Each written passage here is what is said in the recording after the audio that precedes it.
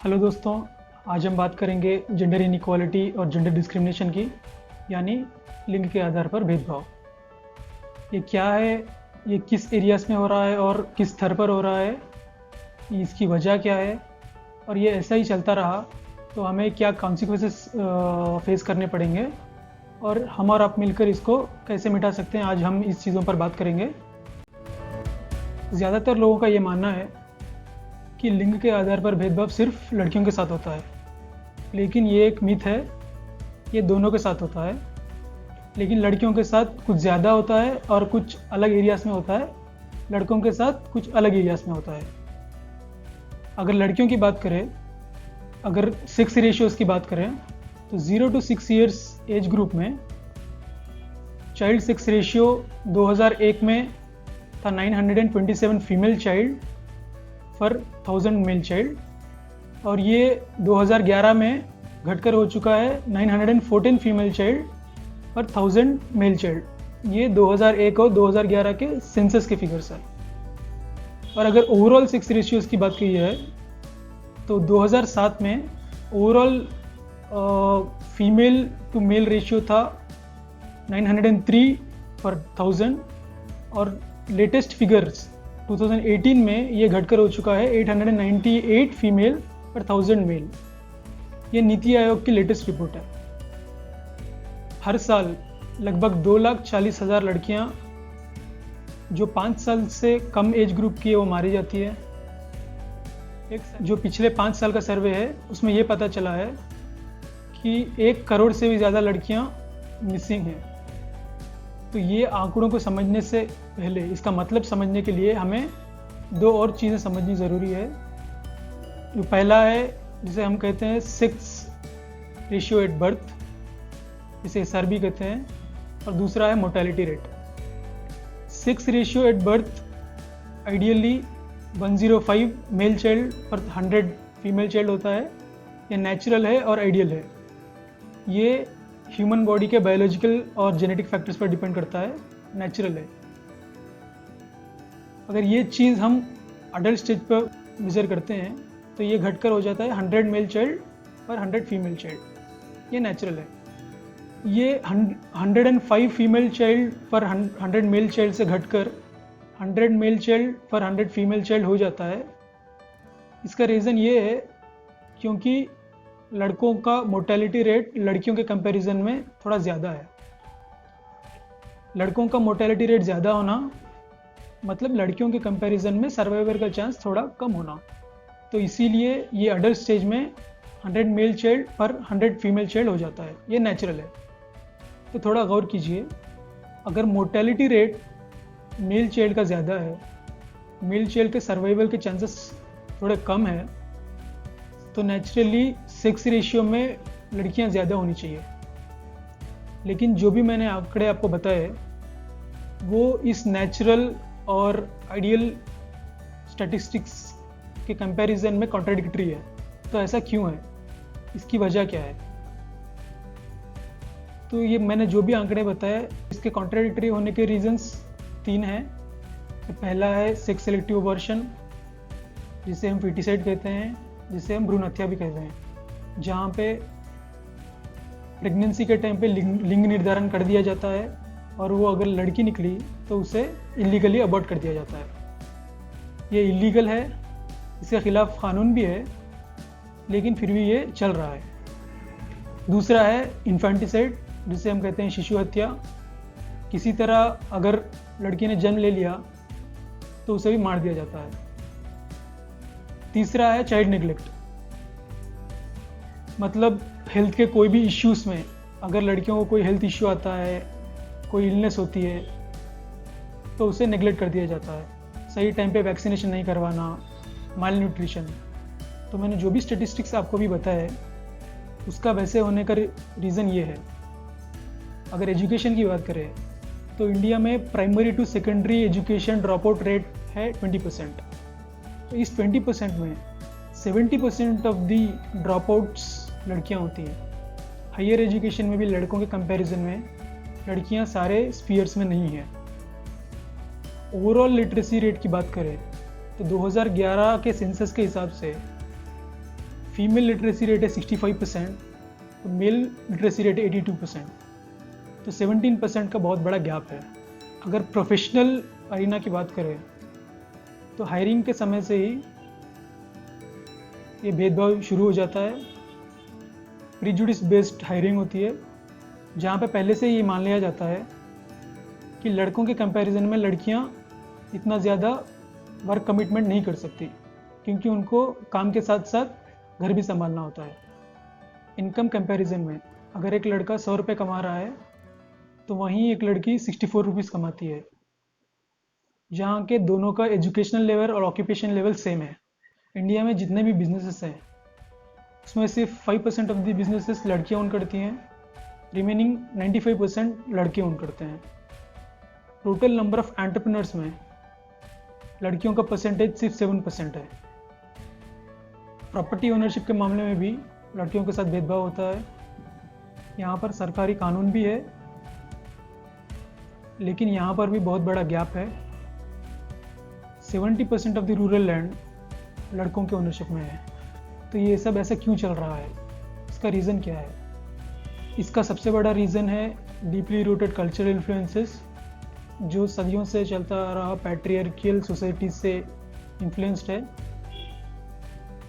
जहाँ पे ये पहले से ही मान लिया जाता है कि लड़कियों की कंपैरिजन में लड़कों की इकोनॉमिक यूटिलिटी ज़्यादा है। Property inheritance, power inheritance, title inheritance पे लड़कों का ज़्यादा हक होता है।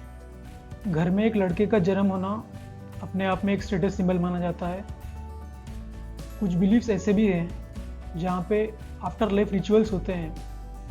इसका मतलब अपने फैमिली में किसी का देहांत हो गया और जो भी आफ्टर लाइफ रिचुअल होता है वो वैलिड होता है अगर उसे सिर्फ लड़का करता है, अगर लड़की करती है तो वो इनवैलिड होता है। ऐसे बिलीव्स हैं जहाँ पे अगर ये लड़का करे तो जिसका देहांत हुआ उनकी आत्मा को शांति मिलेगी या वो स्वर्ग में जाएंगे, इस तरीके की बिलीव्स।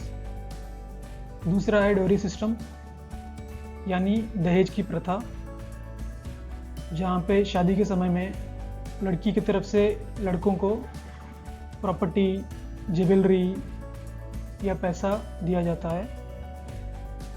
डोरी सिस्टम का होना मतलब इकोनॉमिक बर्डन है, तो इस इकोनॉमिक बर्डन को अवॉइड करने के लिए ये सारी चीज़ लड़कियों के साथ होती है। एजुकेशन ड्रॉप आउट्स में अगर बात करें तो ये कहा जाता है कि पढ़ना लिखना लड़कियों के लिए नहीं है, क्योंकि ट्रेडिशनली वो घर संभालती आई हैं तो अभी भी उन्हें घर चलाना है। दूसरा, क्योंकि दहेज प्रथा में, डोरी सिस्टम में बहुत सारा पैसा खर्च होता है, तो ये मानते हैं कि डोरी सिस्टम में हमें खर्च करना ही है तो एजुकेशन में इन्वेस्ट नहीं करेंगे। तीसरा, अगर एजुकेशन में इन्वेस्ट कर भी लें तो उसका रिटर्न हमें नहीं मिलेगा, क्योंकि अल्टीमेटली लड़की शादी के बाद अपने हस्बैंड के घर और उनके इन लॉज के घर रहेगी, तो वो अगर कुछ कमाएगी भी तो वो पैसा हमें नहीं मिलेगा। ड्रॉप आउट रेट्स का रीज़न ये बताया जाता है कि सेकेंडरी स्कूल या कॉलेज घर से दूर है, डिस्टेंस ज़्यादा है, तो उतनी दूर लड़की नहीं जा पाएगी। सेफ्टी और सिक्योरिटी का कंसर्न बताया जाता है। तो ये सारी चीज़ें लड़कियों के साथ हो रही है। अगर लड़कों के साथ भेदभाव की बात करें तो सबसे पहला रीज़न है अग्रेसिव लॉस, जो लड़कियों को बचाने के लिए बनाए गए हैं, लेकिन इसका बहुत बड़े पैमाने पे मिसयूज़ होता है। IPC 498A के मुताबिक अगर कोई लड़की अपने हस्बैंड और इन लॉज के ख़िलाफ़ एक FIR दर्ज करवाती है तो उन्हें जेल भेज दिया जाता है। इस चीज़ का बहुत ज़्यादा मिसयूज़ हो रहा है। स्टैटिस्टिक्स के हिसाब से 96% of the cases fake cases हैं। सिर्फ 4% केसेस कोर्ट तक जाते हैं और कन्विक्शन रेट सिर्फ 2% है।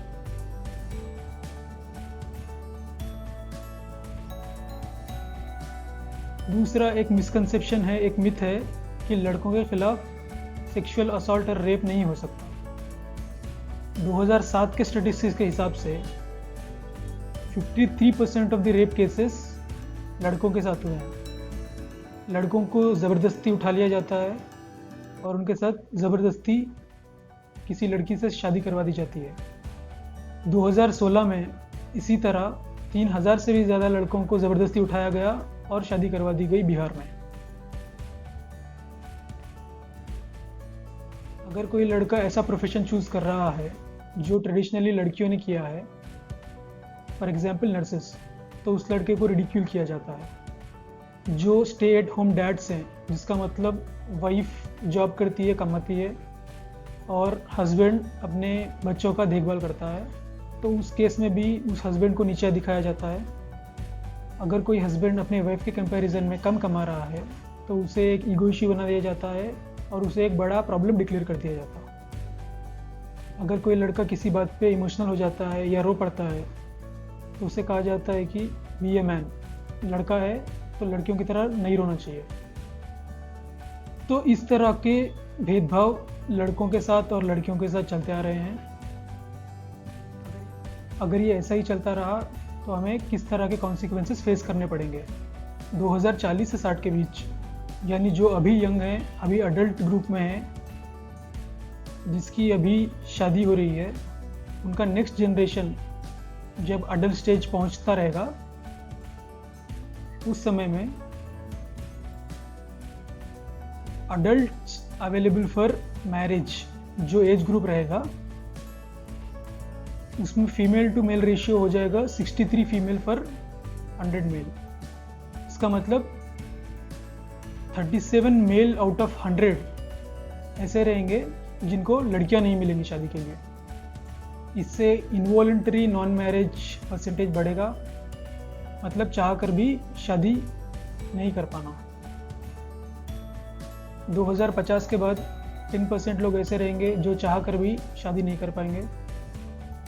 जिसकी एज 50 साल से भी ज़्यादा है और जिनकी शादी अभी तक नहीं हुई है, वो परसेंटेज आज की डेट में 1% है। 2050 के बाद ये परसेंटेज बढ़कर 5% तक होने वाला है। सोचिए अगर ऐसा हुआ तो आपके फैमिली में, आपके रिलेटिव्स में, या फिर आपका ही लड़का जो शादी करना चाहता है उसको सिंगल रहना पड़ेगा।